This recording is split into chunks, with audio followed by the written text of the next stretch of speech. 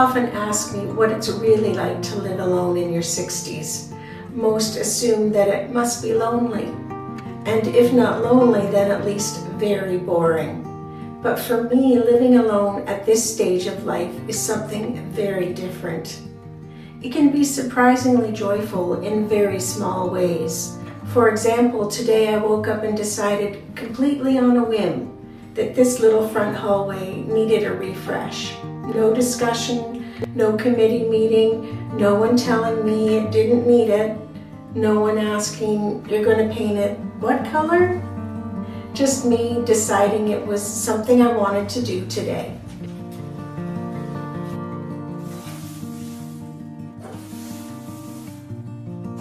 And that little decision captures a lot about what living alone in your 60s is really like. I still have most of this can of beautiful green paint that I used on a few of the walls upstairs. So I thought I'd use it down here as well to add a little color to this little space.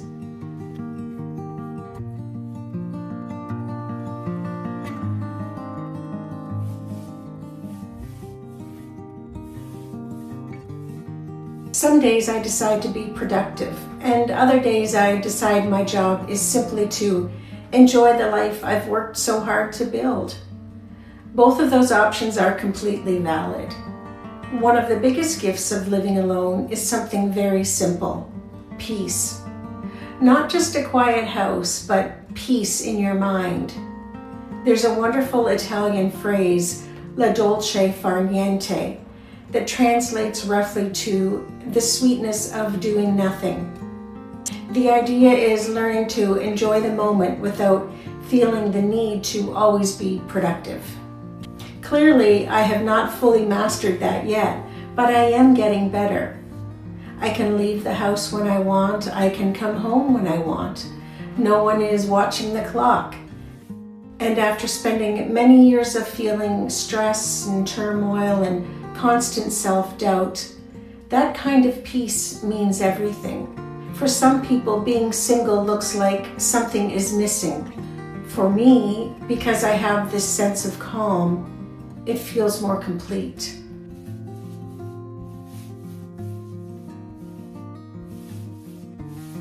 Another adjustment to living alone later in life is learning how to create a new rhythm. For decades, many of us lived with structure and probably other people. Work schedules, family responsibilities, other people depending on us. And when that changes, it can definitely feel a little disorienting. But I've realized something important. After the loss of this decades-long structure, I've now gained the freedom to build my own routine. And now the things that fill my week are things I choose. One example is this YouTube channel. I know for a fact that if I were in a relationship, I would never have created this YouTube channel. It takes a lot of time and planning and thinking, filming, editing, and definitely some risk-taking. And I know I would have never taken that risk because, plain and simple, I would have been made to feel like the entire idea was ridiculous. But because I could make the decision on my own without affecting anyone else's time or life, I have something that challenges me and gives my week a little rhythm. It fills the space between the other activities in my life with something creative and meaningful. And most of all, it's so good for my brain to be challenged and to create.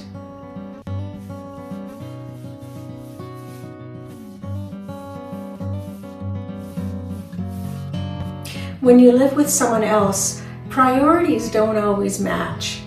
That little thing around the house that's been bothering you for 5 years that you wish would get done probably doesn't even register for the other person, even if they've been asked to do it. But when you live alone, if something needs to be done and there's any possible way to do it, you just do it. Like this little security thing, I have no idea what it is. Some security device from the previous tenant. In a previous life, something like this would have stayed up forever in my home, even if I wanted it removed. The unspoken division of labor would have deemed it was the other person's task. But here, now, I want it removed, so I'm doing it. No waiting, no negotiating, just action. I've also learned something about myself and decision making.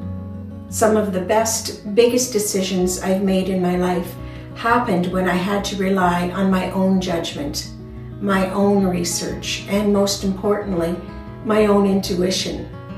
For years, I had very little confidence in my ability to make big decisions. But it turns out I can absolutely decide for myself what's best for me. As my life unfolds, it would seem I kind of know what I'm doing. And trusting yourself like that builds such confidence.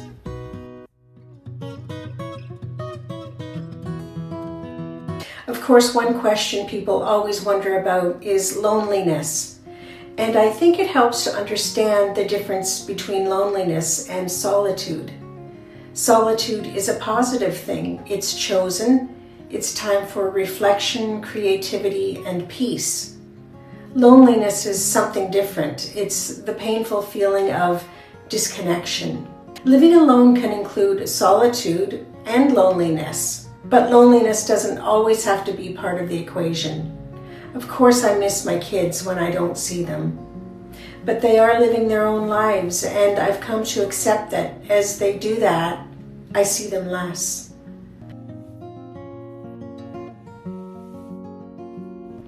And yes, sometimes life can feel a little boring, but when I was in relationships, there were also many boring times and many lonely times as well. We all know a person doesn't have to be alone to be lonely.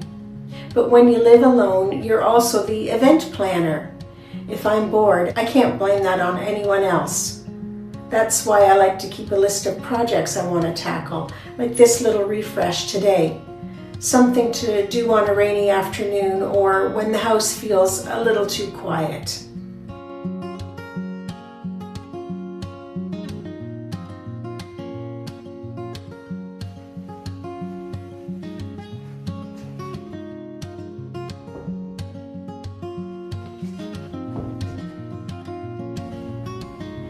Something I truly enjoy about living alone is creating a home that feels comforting and welcoming for myself and everyone else who comes to visit.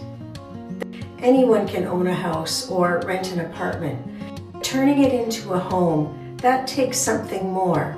It's the small touches, the little details that make a space feel warm and peaceful. I discovered something a few years ago that made me smile. My maternal great-grandmother's headstone at the cemetery actually says, "She made home pleasant." When I first saw that, I chuckled, but the more I thought about it, the more beautiful it seemed. What a lovely way to be remembered by the ones who love you the most. And making a home pleasant and comfortable doesn't have to come from expensive furniture and decor. It comes from the heart and from care and intention.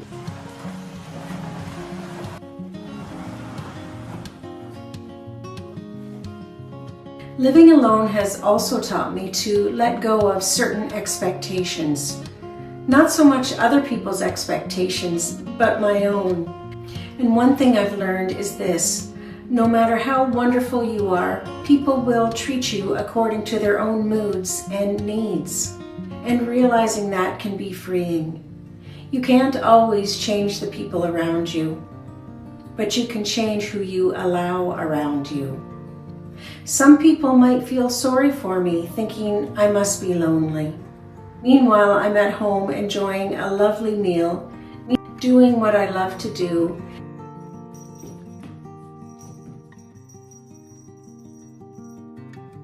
The amount of good in our lives often depends on our ability to notice it. A normal day can actually be a tremendous gift. No pain, no emergency, no chaos, no stress.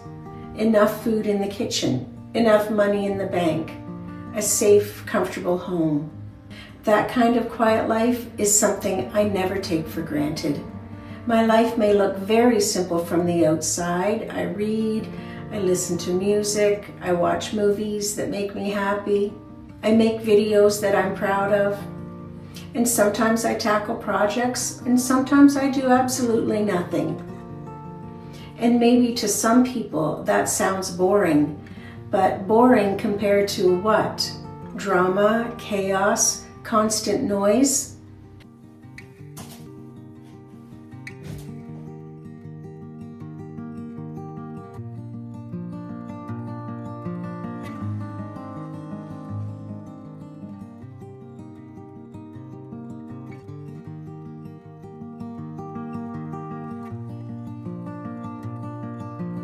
Living alone in your 60s isn't perfect. Not every day is a gift of wine and roses. But what it does give you is choice. The freedom to decide what kind of day you want to create. And when I look at the life I have now, I often remind myself of something very important. There was a time when I desperately wished for exactly this: peace and contentment.